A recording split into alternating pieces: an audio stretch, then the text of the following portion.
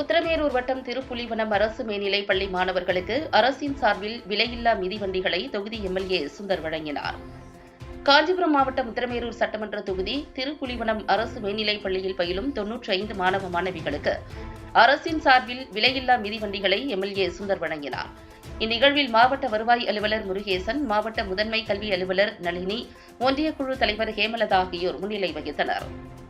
தொகுதி சட்டமன்ற உறுப்பினர் சுந்தர் பேசுகையில், தமிழக முதல்வர் ரூபாய் 40,000 கோடியை கல்வித்துறைக்கு ஒதுக்கியுள்ளார். மாணவர்கள் நலன் கருதி நான் முதல்வன் திட்டம், தமிழ் புதல்வன் திட்டம், காலை உணவு திட்டம், இல்லம் தேடி கல்வி, திறன்மிகு வகுப்பறை உள்ளிட்ட எண்ணற்ற பல திட்டங்களை செயல்படுத்தியுள்ளார். இதனை மாணவர்கள் பயன்படுத்தி வாழ்க்கையில் முன்னேற வேண்டும். தமிழ்நாட்டின் முன்னேற்றத்திற்காக பல்வேறு திட்டங்களை தமிழக முதல்வர் தொடர்ந்து செயல்படுத்தி வருகிறார்.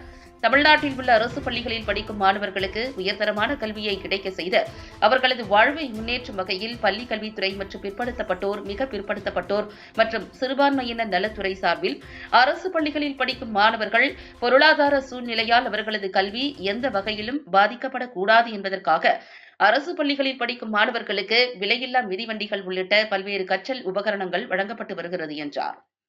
இந்நிகழ்வில் ஒன்றிய செயலாளர் ஞானசேகரன், இலக்கிய அணி மாவட்ட அமைப்பாளர் சக்தி காளிதாஸ், பேரூராட்சி மன்ற தலைவர் சசிகுமார் உட்பட பள்ளி கல்வித்துறை அலுவலர்கள், உள்ளாட்சி பிரதிநிதிகள், ஊரக வளர்ச்சித் துறையினர், அரசு துறை சார்ந்த அலுவலர்கள் கலந்து கொண்டனர்.